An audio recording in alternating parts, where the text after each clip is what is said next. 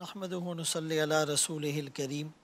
دیکھیں، قرآن کریم کی جو سب سے بڑی صورت ہے سورہ بقرہ، 286 آیات 40 رکوع پر مشتمل ہے۔ اس کی جو سب سے بڑی آیت ہے آیت مدائنہ، جس میں لین دین کا حکم دیا گیا ہے، حلال حرام سے متعلق اشارات اس میں دیے گئے ہیں۔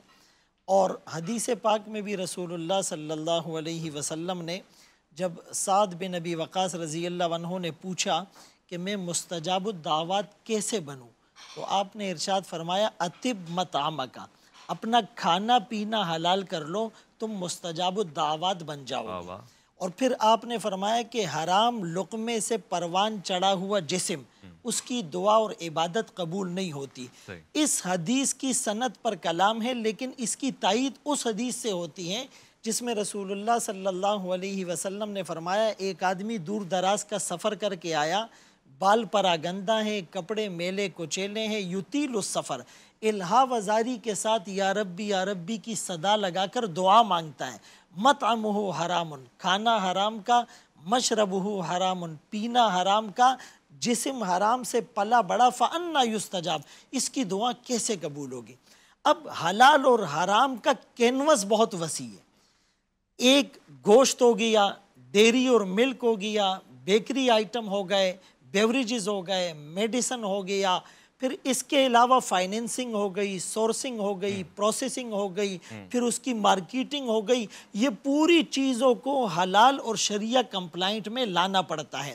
بنیادی طور پر شریعت نے جن چیزوں کو حرام قرار دیا، اس کے اسباب کو اگر سمرائزڈ فارم میں ہم بتانا چاہیں تو ایک چیز تو یہ ہے کہ وہ چیز نجس نہ ہو، جو نجس ہوتی ہے وہ حرام۔ دوسری چیز اس میں ضرر نہ ہو، اور تیسری چیز اس میں نشہ نہ ہو، اور چوتھی چیز وہ کرامت انسانی، یعنی انسانی اعضاء کو کھانا یہ انسانی کرامت کے خلاف ہے۔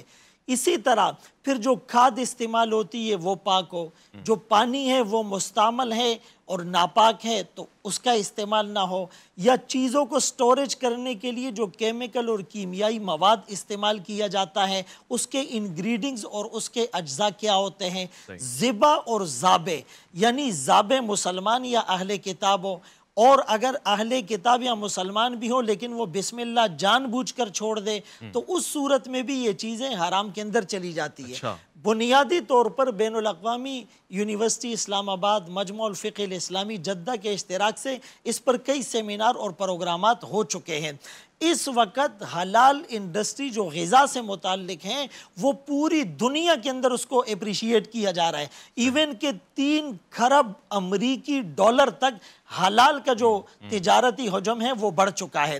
لیکن بدقسمتی یہ ہے کہ مسلمان یہاں بھی پیچھے ہیں، یعنی گلف کنٹریز 44 ارب امریکی ڈالر کی درآمدات کر رہی ہے کھانے پینے سے متعلق۔ انڈونیشیا جو سب سے بڑا مسلم آبادی پر مشتمل ملک ہے وہ برازیل سے مرغی جو ہے وہ منگوا رہا ہے، ایون کہ مکے اور مدینے میں بھی البیک اور بڑے بڑے ایسے اداروں میں وہ اس چیز کو کنسیڈر نہیں کر رہے کہ ذبح مشینی ہے یا ہاتھ کا ہے، غیر مسلم کا ہے یا مسلمان کا ہے، اس میں تسمیہ پڑھی جا رہی ہے یا نہیں پڑھی جا رہی ہے۔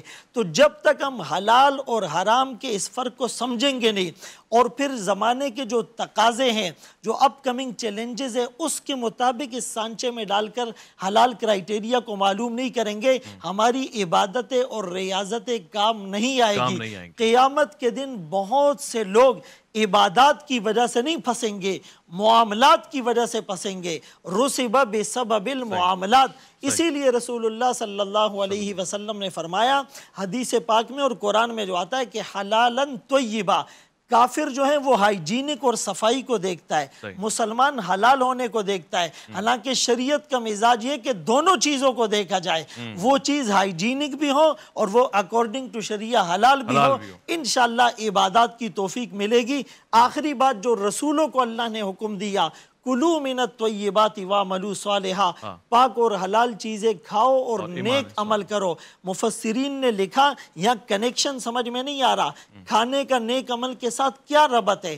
اشارہ ہے اس بات کی طرف کھانا پینا حلال ہوگا تو نیک اعمال کی توفیق ملے گی۔ آج لوگ کہتے ہیں نماز پڑھنے کو جی نہیں چاہتا، نماز میں دھیان نہیں ہوتا، تلاوت میں استحضار نہیں ہوتا، دعاؤں میں جو ہے وہ توجہ اور یکسوئی نصیب نہیں ہوتی۔ حلال لقمہ جب پیٹ میں جاتا ہے تو ساری خرابیاں یہاں سے شروع